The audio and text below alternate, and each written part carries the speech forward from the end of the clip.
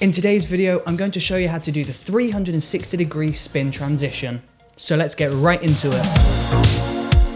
Hey, what's up? It's Chris from Brooker Films, and in today's video, I'm talking all about the 360-degree spin transition. Now, if you've seen my top 6 creative transitions video that I published last year, then you would have seen my favorite top 6 transitions that I like to use when I'm filming videos. But the problem is I was a little bit new to filming these YouTube videos and I wasn't really very clear at explaining some of the transitions. So in today's video, I'm going to break down how to do the 360-degree transition. So in order to do this transition, you have to transition from one shot to another shot. So this means you have 2 shots. Now at the very end of the first shot, you have to spin your camera in one direction. So you're going to capture your shot, do what you need to do, and at the very end of the shot, you want to whip the camera in one direction. So we're going to rotate it upside down. So at the very end of that shot, we'll rotate the camera sharply upside down.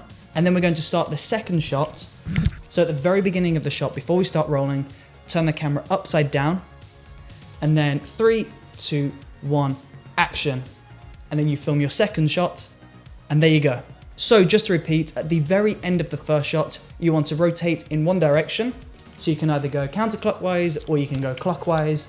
And then at the start of the second shot, you want to turn your camera upside down and you want to follow that same direction. So if you went counterclockwise in the first shot, then you go counterclockwise in the second shot. And again, if you went clockwise in the first shot, then you go clockwise in the second shot. So shot 1 finishes with this, shot 2 begins with this. Now, once you've captured both of these shots, we need to get them onto the computer and we need to trim the end of the first shot and the start of the second shot in order to make this smooth transition.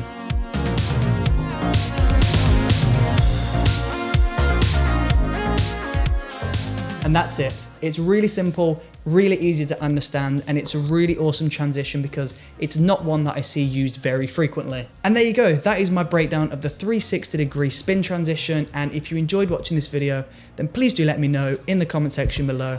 And don't forget to subscribe by clicking this circle icon just up here. And also don't forget to check out the previous video by clicking this box just down here. See you there.